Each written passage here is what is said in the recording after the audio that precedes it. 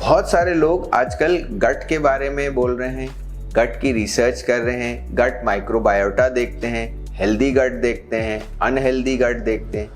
आखिर ये गट है क्या?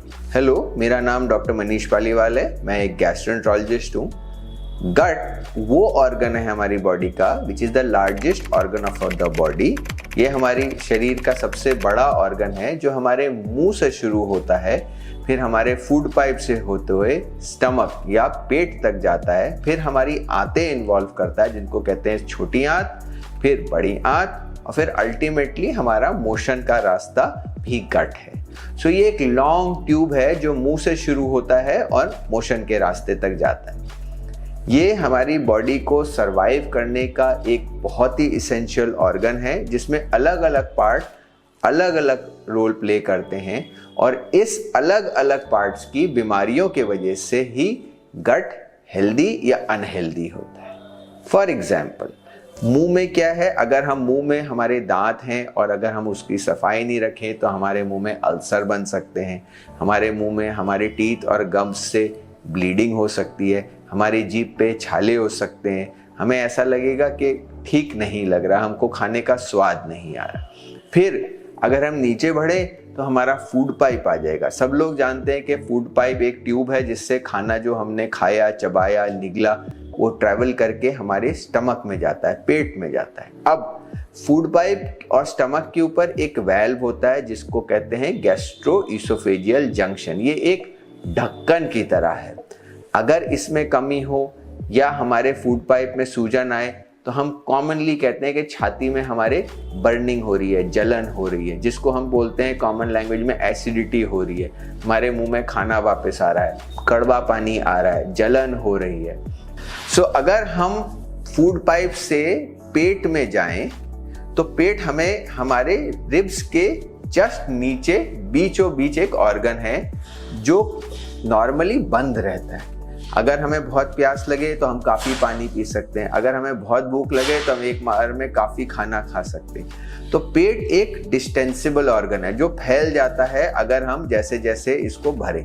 तो पेट की परेशानियां भी ऐसी ही होती हैं। अगर हम खाने में चीज़ें ऐसे लें जिसमें बहुत मिर्ची हो, या हम बार बार पेन किलर खाएं, या बार बार हमें नेचुरली कोई इन्फेक्शन पेट का हो रहा है। आज के ज़माने में एक बड़ा कॉमन इन्फेक्शन है एच पाइलोरी का इन्फेक्शन, जिससे हमारे पेट में दर्द या एसिडिटी होती है। अब इसमें दर्द हो सकता है, भारीपन हो सकता है, हमें ऐसा लगेगा कि हमारा खाना ठीक से पच नहीं रहा है, और हमारा पेट हो सकता है कि ऊपर के भाग में फूल रहा हो। उल्टी भी आ सकती है, उल्टी का मन भी कर सकता है। सो ये हमारे स्टमक के या पेट के बेसिक सिम्टम। और आगे बढ़ते हैं, अब हम इंटेस्टाइन की तरफ जाते हैं। अब देखिए, मुंह से खाना फूड पाइप से पेट में गया, पेट में चक्की चली, वो सारे टूटा, बीच बीच में छोटे छोटे पदार्थ बने, उसके मॉलिक्यूल्स बने। अब ये मॉलिक्यूल्स धीरे धीरे हमारी छोटी आंत में जाते हैं। छोटी आंत एक ऐसा ऑर्गन है जिसके अंदर हमारे काफी सारे डाइजेस्टिव एंजाइम काम होते हैं। सारे डाइजेस्टिव एंजाइम छोटी आंत में नहीं बनते, वो तो सारे पैनक्रियास से बनते। आगे हम पैनक्रियास के लिए भी बात करेंगे, बिकॉज ये एक पार्ट है जो ऑल्दो गट का नहीं है बट हेल्प करता है डाइजेशन में। सो जब हमारे ये छोटे छोटे पदार्थ क्या होंगे, धीरे धीरे इनमें से बिल्कुल माइक्रोस्कोपिक माइक्रो मॉलिक्यूल जिसमें हमारी बॉडी का न्यूट्रिशन होगा वो अब्जॉर्ब होगा। सो छोटी आंत का एक बहुत इसेंशियल पार्ट है, वो मैक्सिमम चीज़ों को अब्जॉर्ब करता है। ये एक बहुत लंबा ट्यूब है। नॉर्मली आप हैरान रह जाएंगे, छोटी आंत हमारे कुछ मीटर लंबा होता है, तो हाइट के हिसाब से ये 2 से 3 मीटर से लेके 5-6 मीटर तक भी हो सकता है। आप सोचिए, ये धीरे धीरे इसमें फूड ट्रैवल करता है ताकि उसमें सारा का सारा न्यूट्रिशन अब्जॉर्ब होता है, प्रोटीन अब्जॉर्ब होगा, फैट अब्जॉर्ब होगा, बहुत सारे डाइजेस्टिव एंजाइम से मिक्स होके, और फिर वो अब्जॉर्ब होके ब्लड में चले जाएंगे।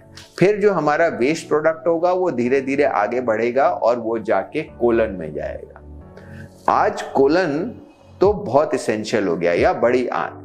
क्यों? क्योंकि जो हमारी गट हेल्थ है, आज कोलन में इतने हमारे बैक्टीरिया, वायरस, फंगस और पैरासाइट पाए गए हैं जो हमारी बॉडी के लिए बड़े इसेंशियल हैं। इनको कहते हैं हम गुड बैक्टीरिया या गुड बग्स। अब ये सारे मिल के कोलन में जो हमारा रेसिड्यू होता है, जो हमने खाना खाया, जो भी हमने खाया, वेज खाया, नॉन वेज खाया, प्रोटीन खाया, हमने फैट खाया, वो सब मिक्सचर इन कोलन बैक्टीरिया का फूड है। कोलन बैक्टीरिया हमें गॉड ने गिफ्ट में दिया हुआ है। हमको जैसे हम पैदा हुए थे, जैसे इन्वायरमेंट में रहते हैं, हमारे ये कोलन बैक्टीरिया हमारे साथ एक गार्डन की तरह रहते हैं, जो फलते फूलते रहते हैं और हमारी बॉडी को बहुत इसेंशियल प्रोडक्ट्स देते हैं। ये जो छोटे छोटे माइक्रो ऑर्गेनिजम्स हैं, हर इंसान के हेल्दी रहने में मेजरली कंट्रीब्यूट करते हैं। अब वो कैसे कंट्रीब्यूट करेंगे? अब ये हमारी बॉडी से वेस्ट प्रोडक्ट्स लेते हैं, जैसे फाइबर है, इनको ब्रेक डाउन करते हैं, जो इनका खाना है, और इतने सारे इसेंशियल चीज़ें प्रोड्यूस करते हैं जो हमारी बॉडी में हमारे मूड को, हमारी इम्यूनिटी को, हमारी बीमारियों को इन्फ्लुएंस करते हैं। अगर हमारे ये बैक्टीरिया डिसरप्ट हो जाएं या हमारे ये माइक्रो ऑर्गेनिज्म डिसरप्ट हो जाएं, तो हम कहते हैं हमारी गट अनहेल्दी होने लग गई है। ऐसे लोगों को धीरे धीरे ऐसा लगेगा डायरिया हो रहा है, डाइजेशन ठीक से नहीं हो रहा है, मोशन ठीक से नहीं आ रहा है, ये सब महसूस होने लग जाएगा और हम अनहेल्दी फील करेंगे, टायर्डनेस होगी, फटीग होगा, हमारा मूड चेंज होने लग जाएगा। और आज के ज़माने में तो ये कोलन बैक्टीरिया या गट माइक्रोबायोम, मैं कोलन बैक्टीरिया कह रहा हूँ बट नेसेसरली खाली बैक्टीरिया नहीं है, माइक्रो ऑर्गेनिज्म है, छोटे छोटे कीटाणु टाइप तो नहीं कह सकते, ये तो गुड है हमारी बॉडी के लिए, अच्छे माने जाते हैं।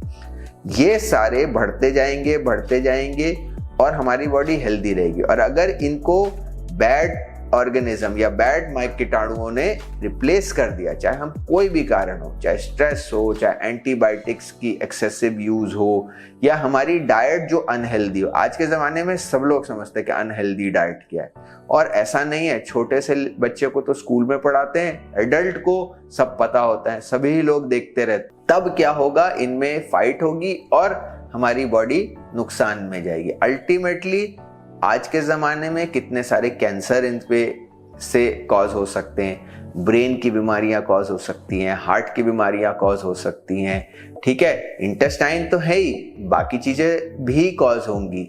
लोगों ने देखा गया है कि आपको आगे जाके जो कुछ ब्रेन के डिजीजेज हैं वो कॉज हो सकते हैं, हार्ट के अटैक में कंट्रीब्यूट करता है ये। तो गट हेल्थ तो इम्पॉर्टेंट है, लेकिन गट समझना ज़रूरी है। अब अगर हमारा ये खाना धीरे धीरे अच्छे से डाइजेस्ट होके हमारी बड़ी आंत में चलेगा, तब इसमें वाटर और बाकी पदार्थ मिलके जो हमारा पित्त, जो हमारा लिवर बनाता है, वो मिक्स होके हमारे को एक नॉर्मल स्टूल आएगा और हमारा पेट अच्छे से साफ होता रहेगा। इसके लिए डाइट पे फोकस रखना बड़ा जरूरी है। आप सोचे कि आप कुछ भी खा लें और आपको लगे कि आपकी गट हेल्दी रहेगी, ऐसे कभी होने वाला नहीं।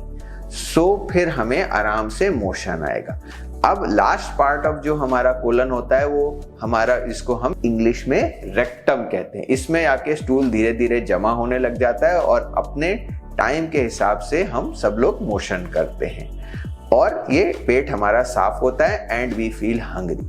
अब इंटेस्टाइन के सिम्टम समझते हैं। इंटेस्टाइन के सिम्टम क्या क्या हो सकते हैं? पेट में दर्द होना, मरोड़ आना, पेट में गैस लगना, पेट फूलना, जिसको हम ब्लोटिंग कहते हैं, बदहजमी आनी, है ना, डायरिया हो जाना, कॉन्स्टिपेशन हो जाना, पेचिश हो जाना, या आपको ऐसा लगे कि आपको मोशन ही नहीं आ रहा, कब्ज हो रहा है।